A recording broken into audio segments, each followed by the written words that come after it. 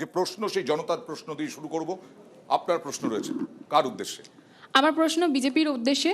সন্দেশখালীর ঘটনায় আদালতের নির্দেশে কি আপনাদের সুবিধা হলো? আদালতের নির্দেশ মানে সিবিআই তদন্তের নির্দেশ। দেখুন, সুবিধে সন্দেশখালীর মায়েদের হয়েছে, সন্দেশখালীর বোনেদের হয়েছে, যাদের প্রায় 1 দশক ধরে পিঠে বানানোর নাম করে তাদের যৌন শোষণ করা হয়েছে, তাদের জমি কেড়ে নেওয়া হয়েছে, তাদের ভবিষ্যৎ অন্ধকারের মুখে ঠেলে দেওয়া হয়েছে এবং যদি রাজি না হয় তাহলে তাদের পুরুষদের, বাড়ির পুরুষদের মেরে, এমন ঘটনাও ঘটেছে তাদের মেরে হাড়গোড় ভেঙে দেওয়া ধমকিও হয়েছে, কাজেও করে দেখিয়েছে। সুতরাং সন্দেশখালীর যে মডেলটা, এটা তো শুধুমাত্র সন্দেশখালী বিচ্ছিন্ন ঘটনা নয়। আমরা বারে বারে বলছি সন্দেশখালী এরকম বহু পকেট সারা রাজ্যে রয়েছে, ক্যানিং থেকে কোচবিহার সমস্ত জায়গায় রয়েছে। অয়ন বাবু, এক সেকেন্ড, আপনি তো অন্য কাউকে ইন্টারাপ্ট করেন না, আমি সবাইকেই করি, সবাইকেই করি। সেটা হচ্ছে প্রধানমন্ত্রীর বক্তব্য দিয়ে। আপনার প্রশ্ন আমি নেব, আমি আগে দর্শক বন্ধুর উত্তর দেব, তারপরে আর 10 সেকেন্ড নেব। সিবিআই যে তদন্ত হয়েছে সেখানে দাঁড়িয়ে ঝড় উঠবে বাংলায়। অবশ্যই তাই। মেয়েরা, আপনি দেখুন, মমতা বন্দ্যোপাধ্যায় নিজেকে মা মাটি মানুষের প্রতিনিধি বলেন, সন্দেশখালীর মায়েদের পাশে দাঁড়াতে পারছেন না। এক্ষুনি তৃণমূলের যিনি রয়েছেন তিনি বললেন 600 কিলোমিটার দূরে তিনি চলে গেছেন, গিয়ে আমাদের মাথা কিনে নেন, এটা তার কাজ। রাজ্যের মানুষ তাকে নির্বাচিত করেছিল এই কারণে। কিন্তু মমতা বন্দ্যোপাধ্যায় কেন সন্দেশখালী গেলেন না?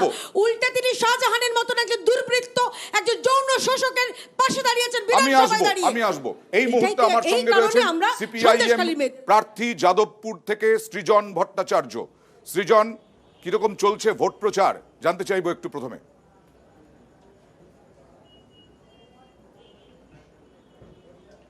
খুবই ভালো চলছে, মানুষের স্বতঃস্ফূর্ত সাড়া। আজকে খুশির ঈদ, আমি সকলকে শুভেচ্ছা জানাই, সম্প্রীতি বজায় রাখার আবেদন করি। আজকে প্রচার না, আজকে বিভিন্ন মানুষের বাড়ি বাড়ি যাওয়া এবং একটা খানিকটা কি বলবো আলাপচারিতা। তো সেরকমই আজকে একটা বাড়িতে এখন বসেছি, একটু ঢুকতে দেরি হয়েছে, দুঃখ প্রকাশ করছি। সকলে ভালো থাকুন, সকলকে শুভেচ্ছা জানাই। আচ্ছা, যাদবপুরে এবার কি মনে হচ্ছে? যাদবপুরের লড়াইটা কি কতটা কঠিন, না কি মনে হচ্ছে বামেদের পক্ষে? না, পৃথিবীর সব পরীক্ষাই কঠিন। মাধ্যমিকের আগের রাতে মনে হয়েছিল যে এইটা বোধহয় পাশ করবো না, ভালো করেই পাশ করেছিল। উচ্চ মাধ্যমিকের আগেও মনে হয়েছিল, সেটাও ভালো করে পাশ করেছিল। তো ওরকম ব্যাপার না, সব পরীক্ষাই কঠিন, কিন্তু কোনো পাহাড় ডিঙানোই অসম্ভব নয়। এবং আমি রুজি রুটির কথা নিয়ে যাচ্ছি মানুষের কাছে। পেট্রোল ডিজেল রান্নার গ্যাসের দাম, ওষুধের দাম, বিদ্যুতের দাম যেভাবে বেড়েছে, ইলেকটোরাল বন্ডে যেভাবে দুর্নীতি হয়েছে এবং সেই দুর্নীতির সাথে মানুষের পকেট কাটা যেভাবে ডিরেক্টলি রিলেটেড, তোলাবাজি, চুরি, ডাকাতি, মানুষ সব মিলিয়ে বিরক্ত। তৃণমূল বিজেপি দুটো দল কোনোটাই মানুষের রুজি রুটির প্রশ্নে খুব সহায়ক হয়েছে বলে মানুষ মনে করছেন না। আমার ধারণা সেই বিরক্তিটাকে বিশ্বাসে, মানে আমি বলছি কি বলবো, পজিটিভ অ্যাঙ্গেল থেকে রূপান্তরিত করা, সেইটাই আমার কাজ। এবং সেই কারণে মানুষের কাছে যাচ্ছি, মানুষ সমর্থন করছেন, ভালোবাসছেন। আশা করি যাদবপুরে এবার একেবারে সৃজন তুমি পাস করবে এরকম একটা ইঙ্গিত দিলে, যেহেতু মাধ্যমিকে ভালো রেজাল্ট করেছো, উচ্চ মাধ্যমিকে ভালো রেজাল্ট করেছো, সেগুলো কঠিন লড়াই ছিল। কিন্তু আমরা আলোচনা করছিলাম সন্দেশখালী নিয়ে। সন্দেশখালী হাতিয়ার করতে চলেছে গোটা বাংলায় বিজেপি। মহিলা ভোটার বড় ভোটার, 49% এই রাজ্যের ভোটার, সেই মহিলা ভোটার হচ্ছে টার্গেট বিজেপির। তোমরা মানে এর আগে আমরা দেখেছি তৃণমূলও মহিলা ভোটার টার্গেট করেছে বিভিন্ন প্রকল্প দিয়ে। তোমরা কি মহিলা ভোটারদের কাছে পৌঁছতে পারছো?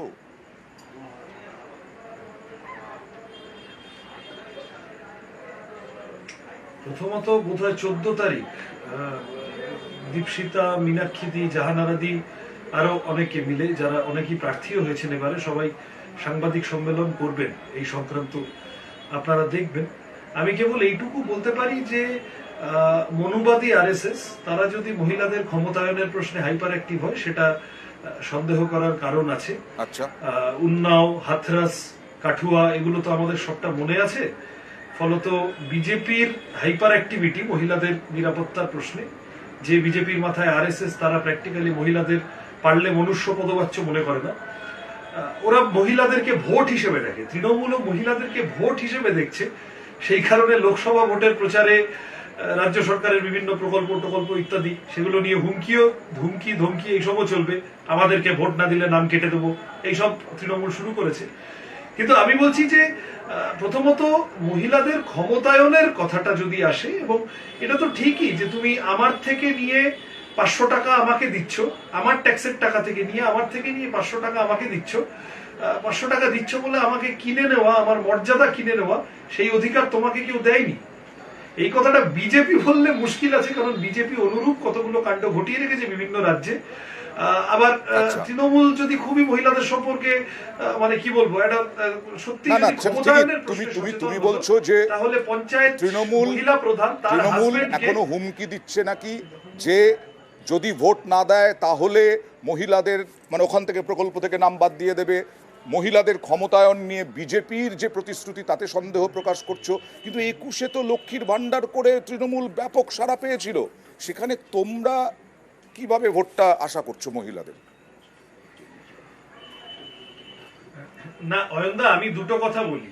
প্রথমত, এই যা প্রকল্প, ঠিকই একটি প্রকল্প সফল হয়েছে, আবার এরকম 5টা তৃণমূলের প্রকল্প আমি বলতে পারি যেগুলো মুখ থুবড়ে পড়েছে।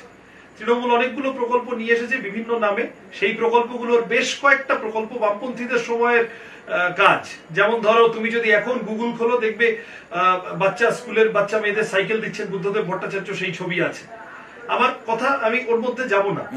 পয়েন্টটা হচ্ছে যে দুধের দাম যেভাবে বেড়েছে, আমি খুব বেসিক জিনিস বলছি, পেট্রোল, ডিজেল, রান্নার গ্যাস, আনাজপাতি জিনিসের দাম যেভাবে বেড়েছে, কত দিচ্ছে সরকার আর জিনিসের দাম বাড়ার ফলে কত নিয়ে নিচ্ছে, তার একটা তুল্যমূল্য বিচার তো দরকার।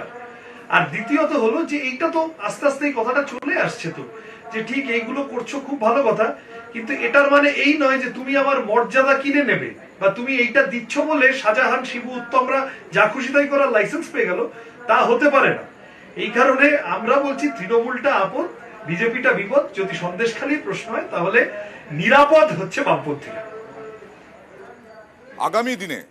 আগামী দিনে তোমাদের কি পদক্ষেপ? আগামী দিনে যে বিভিন্ন ভোট, যেমন ধরো বিভিন্ন জায়গায়, যাদবপুর কেন ধরবো তো শুধু, আমি বলছি উত্তরবঙ্গে বিজেপি অনেকটা অংশ জুড়ে রয়েছে, সেখানেই বা দাঁত ফোটাতে পারবে কি করে বামেরা?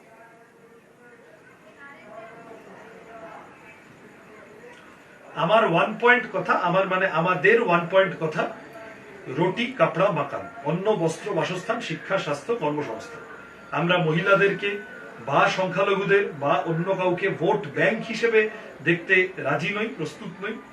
আমরা নির্দিষ্ট বিভিন্ন পিছিয়ে পড়া অংশ, পরিচিতির কারণে অপ্রেস, যদি মহিলারা হন তাহলে মহিলারা, অন্যান্য কেউ হলে তাদের এগিয়ে আনার পক্ষে, কিন্তু সেটাকে ভোট ব্যাংক হিসেবে না দেখে রুজি রুটির লড়াইটা শক্তিশালী করা, 100 দিনের কাজটাকে 200 দিন করা। আমি খুব সহজ কথা বলি অরন্দা, ধরো দিল্লিতে কংগ্রেস, পশ্চিমবঙ্গে বামফ্রন্ট, 100 দিনের কাজ বলে একটা প্রকল্প তৈরি হলো, ছিনিয়ে আনা হলো, মানুষ কাজ করতে শুরু করলো। দিল্লিতে বিজেপি, পশ্চিমবঙ্গে তৃণমূল, 100 দিনের কাজের প্রকল্পটা প্যাকেট হয়ে বন্ধ হয়ে বঙ্গোপসাগরে ভেসে গেল। তাহলে এই যে মানুষের রুজি রুটির প্রশ্নে দ্বিচারিতা, এইটা কেবলমাত্র একটা 500 টাকাকে 1000 টাকা করে এই ক্ষত মেরামত করা যাবে না। যেভাবে জিনিসের দাম বাড়ছে, যেভাবে তোলাবাজি, এই যে ফ্ল্যাটের তলায়, খাটের তলায় টাকা জমছে, এটা আমার তোমার টাকা, পাবলিকের টাকা, মানুষের টাকা মানুষের কাছে ফিরিয়ে দেওয়া, মানুষের ক্ষমতা। এই যে মাকান নিয়ে তুমি বলছো না, মাকান, এই মাকানের জন্য আজকে এই যে নির্বাচন কমিশন অভিযোগ করছে তৃণমূল, যে নির্বাচন কমিশন বাড়ি তৈরি করতে দিচ্ছে না, এমসিসি লাগু হয়ে গেছে, তার জন্য 20,000 টাকা করে দেওয়া হচ্ছে ক্ষতিপূরণ। এমসিসি লাগু হওয়ার পর নির্বাচন কমিশনের নির্দেশে তৃণমূল দাবি করছে। তুমি কি নির্বাচন কমিশনের সিদ্ধান্তকে সমর্থন জানাও এই যে ঝড়ে? তৃণমূলের এইসবের এত ব্যাপার কি আছে? তৃণমূল কবে মাকান তৈরি করার প্রশ্নে আইনের সাহায্য নিতে গেল? মানে আইন অনুযায়ী তৃণমূল ইলেকশন কমিশন কোন ছাড়ি? তৃণমূল আইন যাই থাকুক, তৃণমূলকে বলো ওরা যেভাবে গার্ডেন নিচে বেআইনি বাড়ি বানিয়েছে ওইরকম করে ফেলতে। ওদের তো ইকবাল, ববি হাকিম ইত্যাদিদের পকেটে টাকা ঢোকা নিয়ে কথা। ওরা বাড়ি বানাবে, ইট বালি সিমেন্ট জোটাবে, সেই নিয়ে সিন্ডিকেট তৈরি করবে, সব্যসাচী দত্তরা সেই সিন্ডিকেট নিয়ে গর্ববোধ করবেন। এবং ইলেকশন কমিশন কি বললো না বললো, শোনো, পশ্চিমবঙ্গে ঘরের টাকা যেভাবে লুট হয়েছে, আবাস যোজনার টাকা, তার কোনো তুলনা হয় না। এবং এই যে বিজেপির বিরুদ্ধে কথা বলতে গিয়ে কোথাও থমকে যেতে হচ্ছে কাউকে, কারণ তৃণমূল, তার কারণ পশ্চিমবঙ্গে এই চুরিটা করে বিজেপিকে 100 দিনের কাজ বা ঘরের টাকা বা মিড ডে মিল এইসব প্রকল্প সম্পর্কে, এইসব প্রকল্পে টাকা বরাদ্দ কমিয়ে দেওয়ার সাহস দিয়েছে, কারণ তৃণমূল মাঝখানে এই চুরিগুলো করেছে। ফলত মাকান তৈরিতে তৃণমূল যে পদ্ধতি নিয়েছে, গার্ডের নিচে আমরা আমার দেখেছি শেষ তার প্রশ্ন। মর্মান্তিক পরিণতি। তুমি যে ভোট আমি ব্যাংকের বলছি, কথা বলছো, সেই ভোট তৃণমূল ব্যাংক, কোনো আইন কানুন মেনে- ভোট ব্যাংক বাম আমল যখন ছিল, বাম আমলে ভোট ব্যাংক দেখা হতো না, শ্রমিক, কর্মচারী, শিক্ষক, বলা হতো যে এই অংশগুলোকে একেবারে ভোট ব্যাংক হিসেবেই দেখতো সিপিআইএম।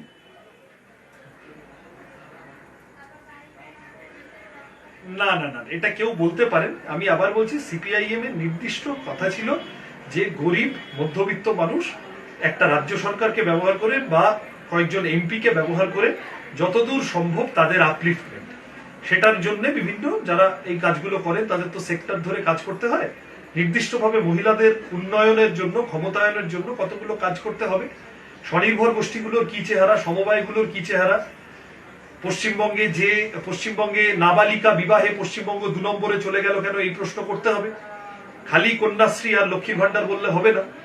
তার মানে মহিলাদের ভোট ব্যাংক হিসেবে দেখে যারা কতগুলো চটকদারি কাজ করছে, সেটা দিল্লির 56 হোক বা কলকাতার 59, বেশ। তারা আসলে মহিলাদের বা এই ধরনের, আমি বলছি যে কোনো সেকশনে তুমি যদি একটু ভিতরে যাও, রিয়েল চেহারাটা খুব ভালো নেই। আমরা আসল লড়াইটা লড়ছি রুটি রুজির পক্ষে। তোমার জন্য শুভেচ্ছা রইল, অনেক ধন্যবাদ আমাদেরকে সময় দেওয়ার জন্য। সৃজন ভট্টাচার্য যাদবপুরের প্রার্থী, তিনি ছিলেন সিপিআইএম প্রার্থী, আমার সঙ্গে ছিলেন